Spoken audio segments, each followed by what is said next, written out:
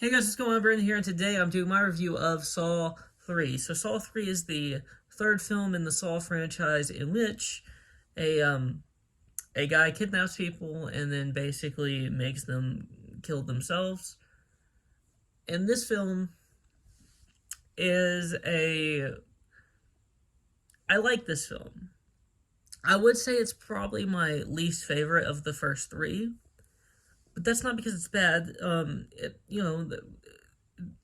Just to name a few of the actors in this film, we have Donnie Wahlberg, who is very good in the limited role that he has. It's not a big role for Donnie, but I feel like he does a good job of playing the role that he's asked to play here.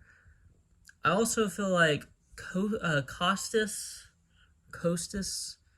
Mandilar, who plays Hoffman, is very good. And this is his first, I believe this is the first movie he's been in. And, he obviously, if you've seen future movies, you know that this character of Hoffman plays a huge role in the remainder of the franchise, really. He is going to be also in Saw X, so, a huge role in this franchise moving pretty much forward for the most part. But I think he does a fantastic job in this movie. Tobin Bell, Shawnee Smith, but Tobin Bell is incredible, just as he always is in these films. And I had forgotten. I knew. Okay, spoiler. So if you have not seen this movie, if you have not seen this movie that came out in 2006, you could leave the video now before I spoil something. So at the end of this movie, Tobin Bell's character Jigsaw dies. He is killed by Jeff. yeah, by Jeff. And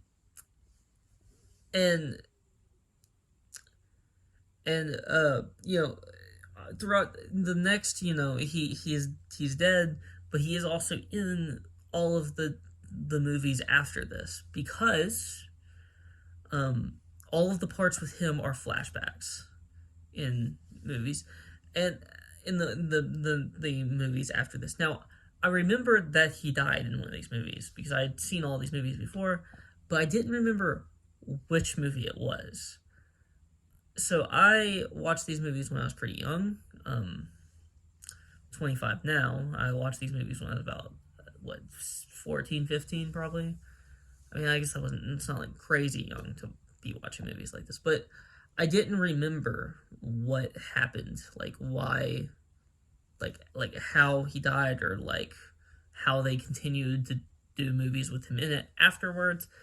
And I'm gonna leave my opinions on what they do after this movie, for the next movies. Because I do have opinions. I'm not saying whether they're good or bad opinions, but they're opinions on how they utilize him. But I do think it's a nice, at the end of this movie, it's a nice little, like, holy shit moment. Jigsaw is dead. It's over, but it's not. you know, kind of thing. And I love the character, like, I love the character of Jigsaw so much.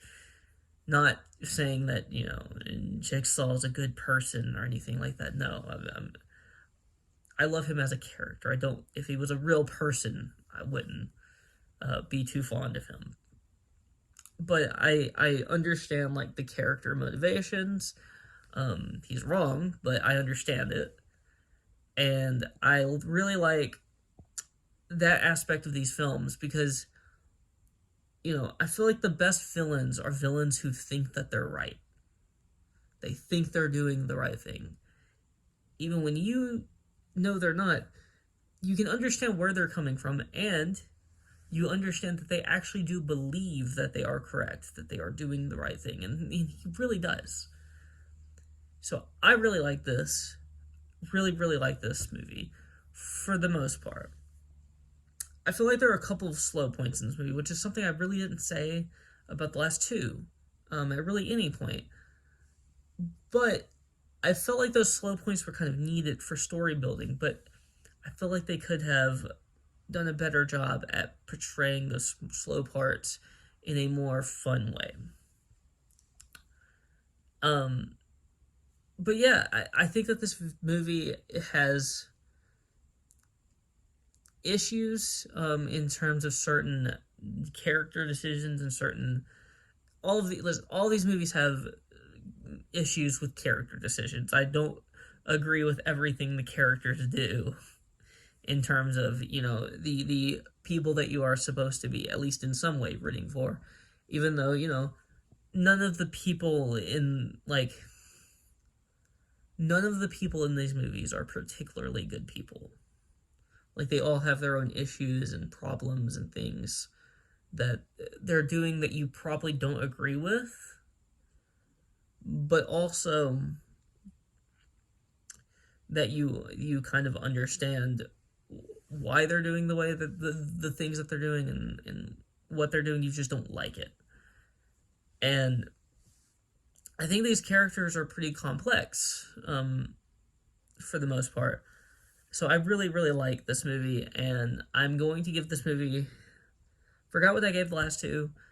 I'm giving this movie a solid rating of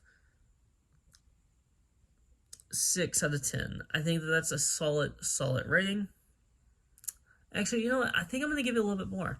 I don't remember what I gave the other ones. I might, looking back on it, not knowing what I gave the other ones right now off the top of my head, I would probably go up on those two.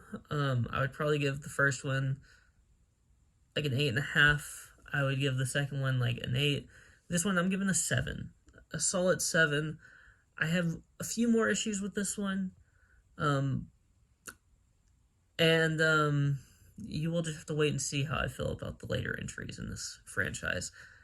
I guess the next one wouldn't really be a later entry in the franchise, considering there's, well, now on September 29th there will be 10 of these films. So yeah, I guess it's not really a later one. One of the middle kind of movies in this franchise. But yeah, I'm really excited to see Saw X. I'm really excited to see what they're doing with it. I know that this one and the last one and anyone after this one doesn't really have anything to do with Saw X, because Saw X does take place in between Saw 1 and Saw 2. But I do think that it is going to be a fun time to revisit these films and review them. I love reviewing movies. I love doing this, so I'm happy that I get the chance to do this. So yeah, revised ratings on the past two, because I do think that no matter what I gave them, I think that those are more fair ratings for these. That's really all to say. If you like this video, please like, comment, and subscribe, and you can follow me on Twitter and link in the description below. Peace out.